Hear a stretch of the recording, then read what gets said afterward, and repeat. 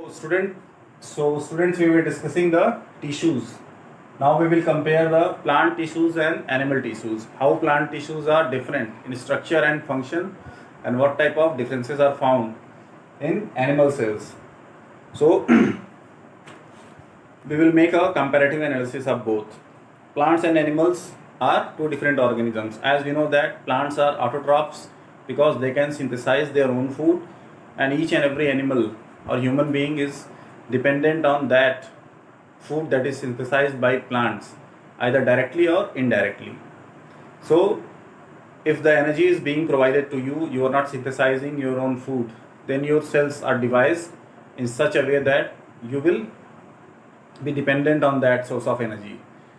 And the plant cells and tissues are devised in such a mode that they synthesize their own food. So such type of cell organelles are found in their body.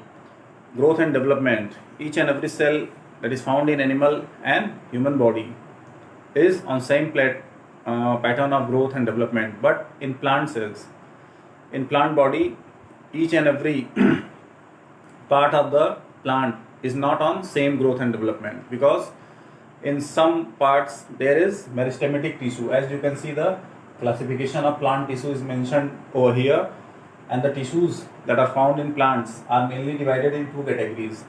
First is meristematic tissue, second one is permanent tissue.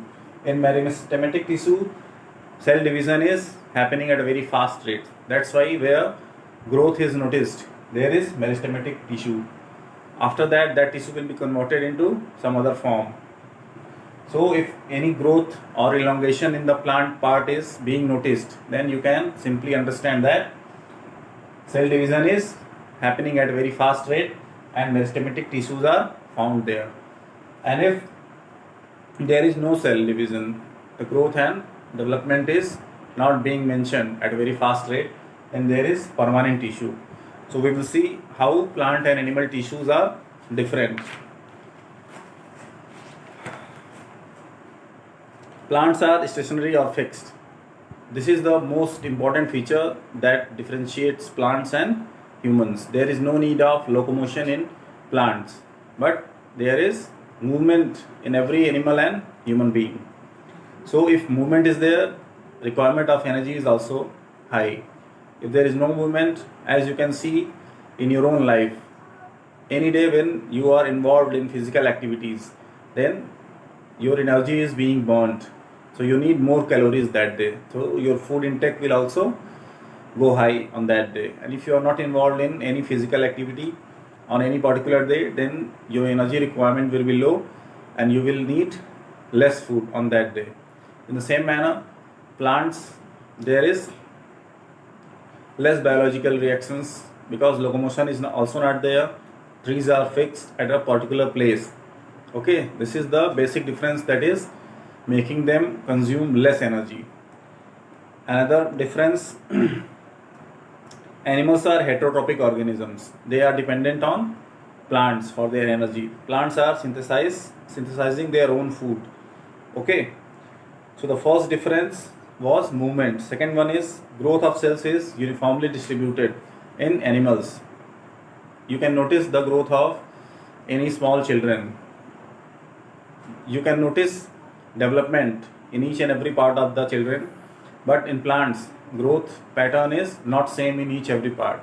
In some parts, growth is being noticed at a very fast rate, while some parts are fixed or stagnant growth. That's why this division is there. The next difference is that organ and organ system have more specialized and complex structural organization in animals. Animal body is more complex because their functions are also more complex. In plants, organ and organ system are less complex because their body is simple, their activities are also simple. That's why the person who are working on different research and development activities on animal bodies, they have to pay proper consideration to what type of activity they are involved and what type of mechanism is there on the cell or the tissue that they are working on. So you understood that animals are complex bodies. They are dependent on plants for their energy requirement, while plants are less complex when you compare their tissues with animal cells. Okay. Now there is a classification. First we will focus on the plants, then we will also discuss about the animals. During our first lecture we have seen division of labor and how a single cell is capable of making an entire plant body or animal body. When the male and female gamete unite and zygote formation is there, then there is division. The cell division makes two cells from one, and then these two cells are also divided. 4 cells are resulting. These 4 are resulting in 8, from 8 to 16 in such type. In such way multiple divisions are there, and after some time there is a multicellular organisms with proper functioning structural and difference in their function as well. So we get to know that how a single cell is giving birth to a fully developed animal and plant body, and how division of labor is making them function with difference. So we understood this phenomenon. Now we will focus on plant tissues. Tissues in plants, some tissues are dividing until the end of the life cycle of that plant, while some tissues are stagnant, there is no growth. Tissues divide for the growth and reproduction of plants. We know very well reproduction is happening in both plant and animal body, but their system is different in animals. And in plants, the male and female gamete, their origin, their union and formation of zygote is different. Such tissues are localized in certain regions. Based on the dividing capacity of the tissue, the various plant tissues are classified. So the main criteria of classifying this meristematic tissue and permanent tissue is on the basis of cell division, that is mentioned in this bracket. Meristematic tissues are capable of cell division, while permanent tissues are not capable of cell division. Okay, now the meristematic tissue and permanent tissues are also classified in other parts.